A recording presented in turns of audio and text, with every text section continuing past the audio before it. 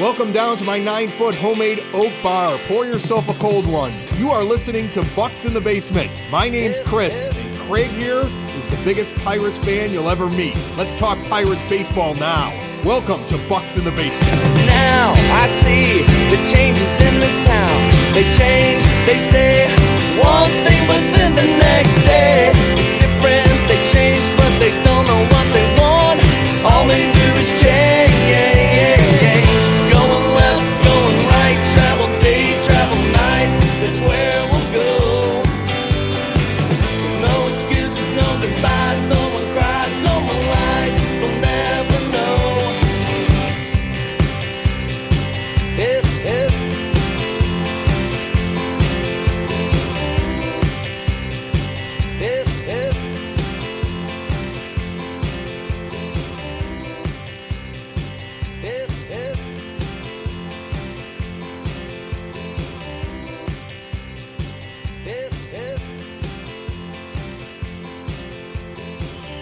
In the months and weeks leading up to Christmas, my family gives me a nickname that I don't hear the rest of the year, and it's not the most positive nickname. I am called the Grinch around here. A couple years ago, they actually bought me a full-length, Grinch onesie that I wear on Christmas and Christmas Eve. So hopefully to help my heart grow 2 sizes, especially when it comes to the Pittsburgh Pirates, bringing back Jason Mackey, not the fake Jason Mackey, the actual real Jason Mackey from the Post-Gazette. Jason, how you doing, brother? I'm doing good, man. That's one heck of a wind-up to go off of. But yeah, I had a fake Twitter account yesterday. I can't believe that. Hopefully it's gone. I haven't checked that. But yes, this is the real Jason Mackey, and I will do my best, Craig, to warm you up for Christmas. I don't know if I can do that. I feel like covering the Pirates, I deliver mostly bad news, but we'll do my best. Yeah, you can't please everybody, so, but I am I've been a diehard Pirates fan since as long as I can remember, so I can be cheered up pretty easily. The one thing that I have, and I want to address this off the bat, is that Chris and I put out an episode on Wednesday, which is only a day ago.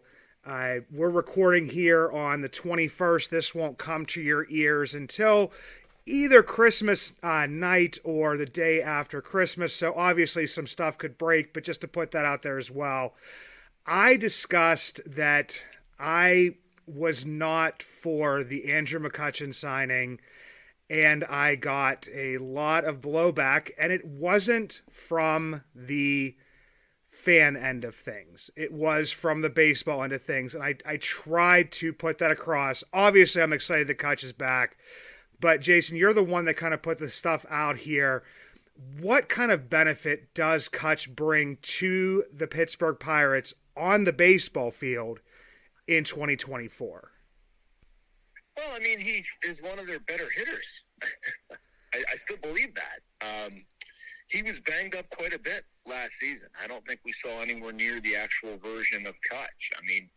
I still think that done effectively, he can be right up there with their best offensive producers. So for that reason alone, I don't really have an issue with bringing him back. I don't have an issue with bringing it back. I know you asked me from a baseball standpoint, but I think from a what this guy deserves standpoint, I think he deserves to be brought back and have that opportunity. Now, I don't think that should exist in perpetuity. I don't think you just say to Kutch, look, you can be here for as long as you want. Your production doesn't matter. It's a sideshow or whatever. Ben Cherington used the term hood ornament, and I thought that was a good one.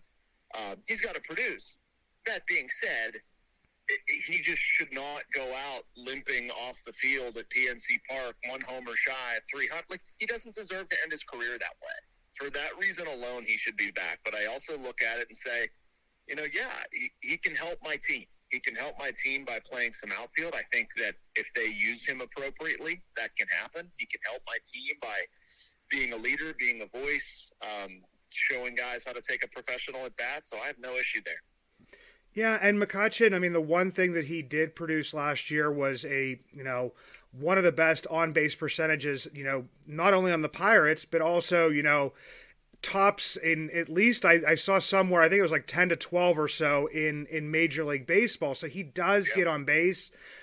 He does produce. Obviously, I mean, when we talked back in October, we talked about, wanting to get him, into the field a little bit more. I'm pretty sure we'll talk about the outfield here in a few minutes. So I'm just going to kind of put a pin in that one. But for me, Andrew McCutchen, when you look at it, I believe he was like around a 1.2 F WAR, 1.5 B WAR, which is a starter to, maybe like a top bench piece on, any baseball team. The one thing I do want to see and want to say is that, I mean, he was one of the better players on a 76 and 86 baseball team. One that, Brian Reynolds had a pretty good season, but not the best seasons we've seen from him. Brian Hayes, the most valuable position player by WAR. If Kutch is still in that top, 9 to 10 players on the team, I have no problem with it. I think it's more of maybe the guys taking a step forward and not really saying, okay, we're bringing back one of our, the top hitters on our team. If you know where I'm coming from, Jason. Yeah, I know where you're coming from. I would side on the argument of you cited 1 and some change F WAR, B WAR, and whatever. And I mean, nothing against those metrics. I like them. But on the free agent market, those equate to like $8 or $10 million. And you're telling me you're going to get Andrew McCutchen for $5? And then let's add in the entire other component of what a draw he can be, the voice he carries, how fans resonate, or, how he resonates with fans, I should say. I mean, just one personal example, like yesterday he does his Zoom call, right? He says something about the Pirates should be finished rebuilding or recalibrate. I forget how he put it, but he said it should be about winning. We need to put our big boy pants on and go to work. Like, I love that, man. Fans love that. That's exactly what it should be. Now, you're going to get the clapping back, like, does he realize he plays for the Pirates? Does Ben Cherington know or whatever? But, I mean, step back for a second. He's saying something that connects him with the fan base, that is something that should be said, that is a message that should be delivered. Not everybody can say that. Like, you can't have, I don't know who's going to, what Jared Triolo is not going to like step in there and say that. It's not going to resonate as loudly as it does with Koch. And like, even if you're Ben Cherington, you have to listen to that, right? Derek Shelton has to listen to that. There's no voice that carries more weight in this town relative to the Pirates. I mean, maybe that's too bold of a statement, but like his voice carries a lot of weight, and I thought he showed that, and I think that's an important part of this. Yeah, and definitely. I mean, and his voice obviously carries weight. With the owner, Bob Nutting, the one that, talked to bring him back last year. So, I mean, he does carry a lot of respect. And like I said, a lot of this and what I'm saying comes from, wanting to see the team improve and wanting to see the team take that step forward. Can't they do both, Craig? Can't they do both? Can't McCutchen be a part of that team? Because I agree with you. They should take a step forward. They should spend more. They should raise their bar, is what you're saying. But, like, can't they do that with McCutchen? I mean, it's absolutely something they can do. It's just, I mean, you're going to have to work on this one, Jason. I'm the Grinch here because I'm going to throw this out here is that basically, last offseason, we added G-Man Choi. We added Rich Hill. We added Vince Velasquez. We added Andrew McCutchen. We added Carlos Santana. This offseason, we've done pretty much about the same to this point. And I feel like that fans in some way have I guess it's the right. I mean, they could have the right to do whatever they want, but they do have the right as Pirates fans to say, okay, we've pretty much done the same thing. We need other guys to take a step forward, obviously, hopefully with a healthy O'Neal Cruz. And I did leave out the Connor Joe acquisition, but we've pretty much done the same thing again this year. Okay. But, I mean, what results did that net? Here's where I'd pick away at that. Like, G-Man Choi was a nothing. They brought him in there. He added very little. Austin Hedges made everybody mad. Rich Hill, as much as I like them, was easily replaceable. I mean, there's nothing to cling to there. To me, they need to go about it a different way. And I understand what they're doing this offseason. I also don't think they're done, by the way. And I don't totally understand the crushing them for, like, leaning into the type of pitcher that they've done well. Like, you can look at this regime and pick out a lot of faults. I would say one thing they deserve credit for is fixing soft-tossing left-handers and, you know, fixing pitchers, period. Like, add Vince Velasquez to that mix. But, you know, so they get Marco Gonzalez and Martin Perez. Like, okay, that's fine.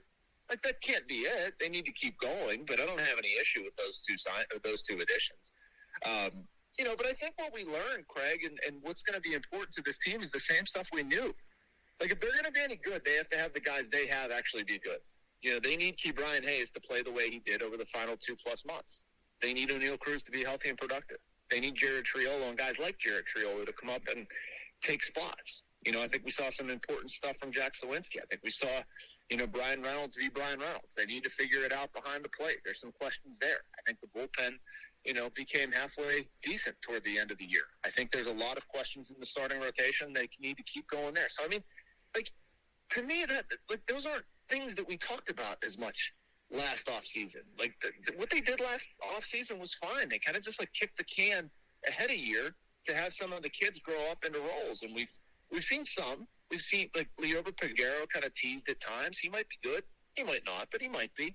Henry Davis, you might have something there or whatever. Like, it's going to take time. And if they're going to be good, it's going to be because these guys, the guys they have grown into larger roles.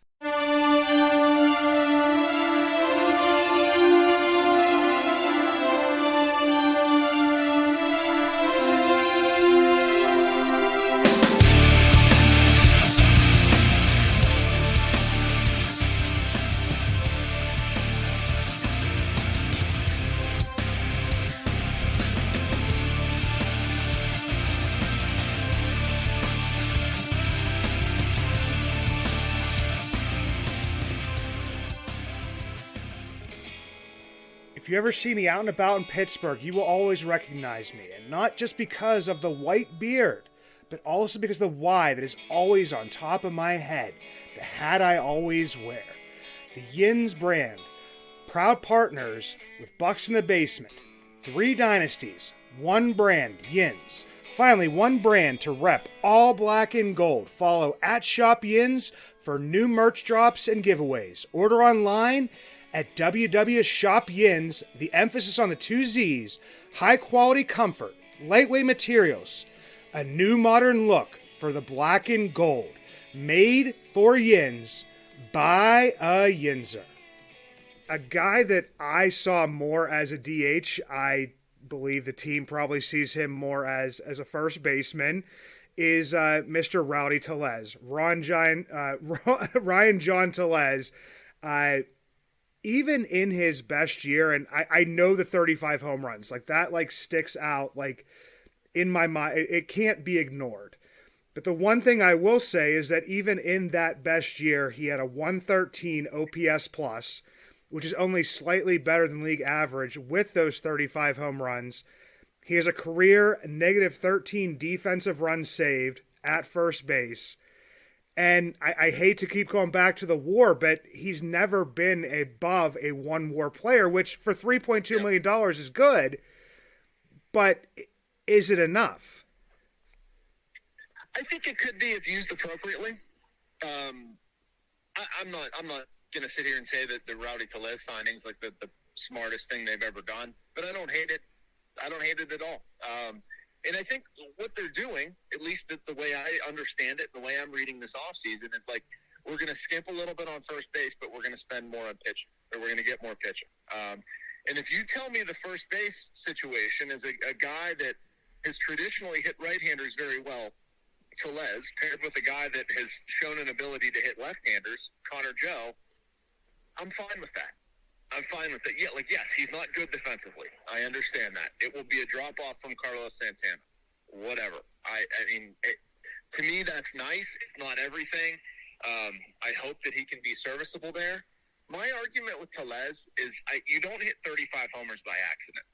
And very infrequently do you look at a guy's stat line and have every single number, like, add up, make sense, they all look good. Like, those guys are usually perennial all-stars and out of the Pirates' price range for $3.2 million and a willingness to come to Pittsburgh and play the part they need him to play, there's going to be some faults somewhere. So, okay, he's a little bit less defensively. He doesn't make as much contact as maybe they would like. I think you could knock that. I don't know how healthy he was last year. Will that continue? That's obviously going to be some variability baked in there. But for what they're spending and what they're trying to do, I'm fine accepting Rowdy Tellez for what he is. Yeah, and here's the thing is I liked what Rowdy had to say when he was coming here. I mean, you obviously want a player that wants to be here. He wants to be here. Yeah. And that's a big thing. A lot of times it can be, I mean, in some ways as simple as having that of wanting to be here. If you don't want to be here and you're settling for stuff, then are you really going to play as hard? And honestly, I mean, you're getting a guy who was, non-tendered by a team, is in what would be a contract year. I mean, you have a guy that honestly, if he wants to get paid next year, needs to go out and perform, so that helps him out, and that helps the Pirates out. Yep. And I mean, I hear a lot in my position about, well, it's only a one-year deal. They're not going to get – yeah, I mean, I get that, but guys they're going to extend are generally going to be internal, and you're going to dangle that carrot that you're talking about, playing time, contract year, or whatever. And you can do that. Like, that's a real thing. You can get guys that, need an opportunity to prove themselves. Like, Perez is another one. They're healthy. They want to show what they can do, and maybe they pitch themselves off the team. That's fine. But if you have a farm system and you're bringing up Skeens, Chandler, Solometo, Jones, and, you can actually develop those guys, add in Contreras, Ortiz, Priester, they're not all going to work out. I'm just saying that, that's where you should be bringing guys up, and then they're cheap, and then you win the trades and recycle that. That's what good small market teams do. Obviously, the Pirates have not done that in recent years. I would say pre this regime. I think we're still in the TBD stage of this one for a lot of it. I don't have an issue with that. That's what you're supposed to be doing. But yeah, we're gonna need more data this season, I guess. Yeah, and it's going to be a lot of wait and see to see how these players actually perform, because I mean, I know that it wasn't like when we signed Carlos Santana last year that, people were, lining up on, the Clemente Bridge or wherever and celebrating. I mean, it wasn't like, and then people were, ready to jump off the Clemente Bridge when he was traded because, they kind of fell in love with those guys and he was performing well. But moving to the outfield, something we talked about just a little bit earlier with Kutch, and I know we've talked about this at least once or twice about him playing the outfield. Right now you have, Brian Reynolds in left field, Jack Sawinski in center, and then you have, newly acquired Edward Olivares. Looks like defensively he is the best in right field, maybe a little bit of center, but it's still not very good. Joshua Palacios and, Connor Joe, who it looks like if he's on this team that he would be right field and first base. And it probably would be, more of, platoon type situations. Where does Kutch fit into that outfield mix? Because that's already 5 guys. Yep. Yeah, it's a very weird thing, man. It is. And I like Olivares, by the way. I know you asked me about Kutch, and I will circle back. I'm intrigued by this kid.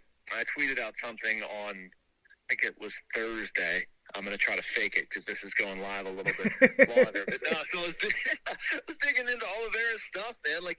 The tools are there. And he put it together last year. He had a very nice slugging percentage, very nice OPS plus. There's some numbers you can pull that, portend him into a starting, or, put him into a starting role. So I'm curious to see where that goes. Where Kutch fits, I don't know. Craig. I think Kutch really wants to do it, and I think it would help the Pirates to have some flexibility in that spot, meaning, they don't want to have to play O'Neal Cruz at shortstop all the time. Give him a half day. They don't want to have to play Brian Hayes, Brian Reynolds all the time. Though obviously Kutch isn't going to go over to third base, but a big part would be giving Brian a day off. Maybe you're going to spell Sawinski. It's just, I see Kutch as like a max 2 days in the outfield a week type. Maybe you sit 2 days. Maybe you play. Maybe you're 2 days DH. I don't know. I somewhere around there. But I do question, and I'm going to go back to the Olivares point, like how this all works. I don't understand. It seems like there's too many cooks in the kitchen at this point. Like Connor Joe's your first base platoon as of now with Tellez. What happens to Palacios? I've liked Palacios. They've sort of said that he's going to be on the team without saying he's going to be on the team. You've got Sawinski, you've got Reynolds. Like, that's a lot. So I don't know if that means a trade that could further date this podcast. It's certainly a possibility. I think they're going to make one at some point to get pitching. But it's just a crowded outlay at this point. Yeah, and the Olivares pickup is extremely interesting. The two things with him and Palacios that I've looked at, and Joshua, before he came up, I did have like a discussion with him concerning his splits. And up until last season, Palacios actually had some pretty significant reverse splits. His OPS against left-handed pitching was almost 100 points higher than it was against right-handed pitching throughout the minors. Now, I don't know if that's adjusted or not. The other piece to this is that, I saw this as well when I first looked into it. Olivares, everybody's telling me, and I got it sent to me even, was, his OPS versus left-handed pitchers is 857, which is, that's really, really good. But when you're looking at a full platoon situation, if you go down on the stat sheet just a little bit, and I'm just going to throw this out to people and to you, Jason, and just try to work through this with me, if you will. Against right-handed starters, so when there's a right-handed person starting the game, when you would think that, Olivares wouldn't be in the game because he would be hitting against lefties, he actually has an 810 OPS for his career. Against left-handed starters, when you would think that, he would be shoved in there, he actually has a 696 OPS. And this isn't just against the starters. This is in a game where there is a right-handed or a left-handed starter. So although his splits look like he hits left-handers better, in games where he comes in, he starts, he actually performs better when it's a right-handed starter starting the game. I just found that weird, man. I don't know if you could even take all, give me some feedback on that, but that's just one thing I noticed about him is you got guys that possibly have a little bit of opposite splits that you wouldn't expect. Yeah, I think what it tells me is we don't know, and that's okay. I think we as media or fans or whatever, you get trapped into thinking that you have to have the answer for everything before games start or during games, or there needs to be some clear-cut thing. It's one thing I've learned covering baseball is to live in the gray at times. I think Olivares probably has some really good things about him. I think he could come in here and press and stink against right-handed pitchers, left-handed pitchers that throw with their feet. It doesn't matter. He's got to perform. And I think there's also the other end of the spectrum where he could come in here, feel very comfortable, and they've happened to tap into somebody who's, really at a great point in his career and can take the job and run with it. So, I don't know. My reaction to what you said would probably be just sample size stuff, and maybe we don't have enough data, and especially at a player at his age and how much he's changed. I just think that there's probably still stuff happening there. But I go back to physical tools. Can you hit the ball hard? Can you run fast? Can you throw it hard? That stuff tends to work out, and I want to see it, and I want to see Palacios, and I want to see Joe, or if there's a trade to be had with one of them, great, let's see that. But I play the best player, man. Give guys opportunity in spring, see what that leads you into in the first couple weeks of the season, and then follow that as your guy. Play the best guy. Yeah, and going back to the thing that you posted, Olivares definitely, the kid's athletic. There's no two buts about it. Has a great arm. He's just kind of struggled in the field, which I think is if you have the athletic ability, you have the tools. I always think that fielding is something that can be taught. It's it's taught from when you're younger. So I feel like, and especially in a different park. I mean, this is like a completely different park, completely different background, the wall, there's all kinds of different stuff. You don't know how he's going to perform, once he steps onto the field in Pittsburgh.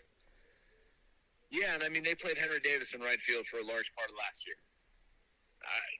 It's not going to be worse than that. I guarantee you. I'm not taking a shot at Henry. I'm just saying, and Henry didn't crash the world either. Like, they played pretty good ball down the stretch, and he was not good defensively in right field. So yeah, you can hide it. Like, I don't know if I see him as a everyday center fielder or even a platoon center field option. I mean, maybe. That would be a far jump from where he's been previously. That was something Cherington talked about wanting like a right-handed first base or right-handed center field platoon option. I just see it as a young kid who might be just coming into his own offensively and has some tools that you can work with. Like, they've made a lot worse trades. I know that. And I want to see the kid and see what he has to offer.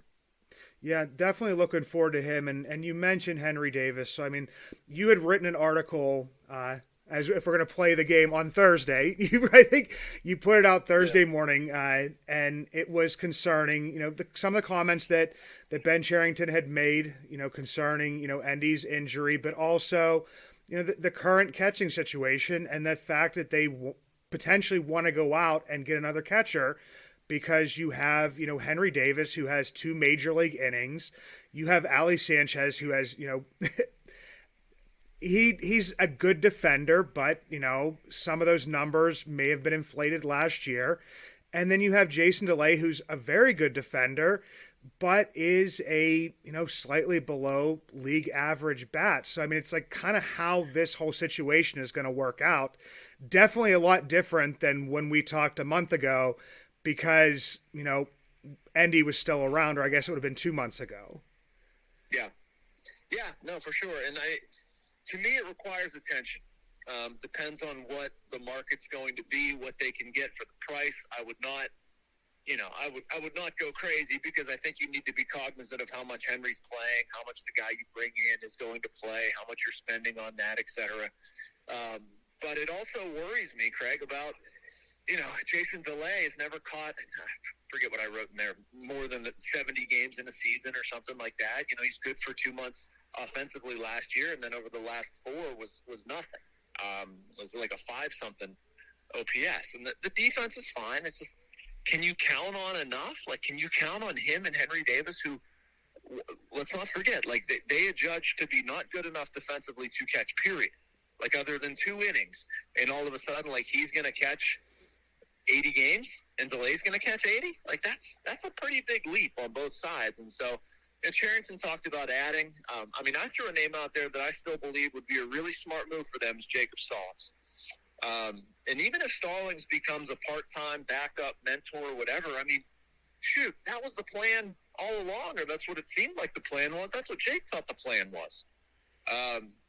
Stallings did not have a good year last year. He's going to be in his final year of arbitration.